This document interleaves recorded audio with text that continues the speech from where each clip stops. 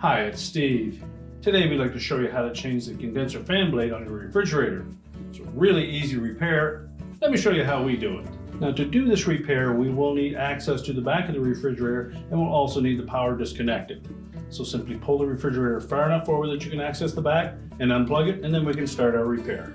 We'll first remove the back panel, all the screws that secure that to the cabinet. You can then locate that condenser fan blade. It's just a friction fit on the condenser motor, so we're simply going to push that off of the shaft. You can reach in from behind, just push it forward.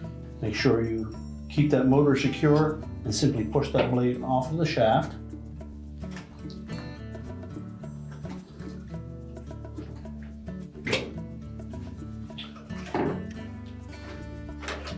And then pull it out through the opening and discard the old one. Inspect the shaft on that motor, make sure there's no damage. We'll simply slide the new blade in through from the front, line it up on the motor shaft, and then again, while securing that motor, simply press that fan blade on until it's centered in that housing. Make sure there's no obstructions, and then we can put the back cover back on.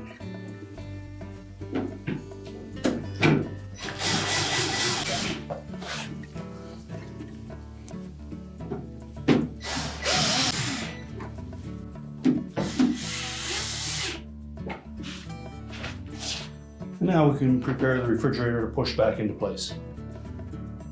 We're ready to plug the refrigerator back in, push it back into position, and your repair is complete.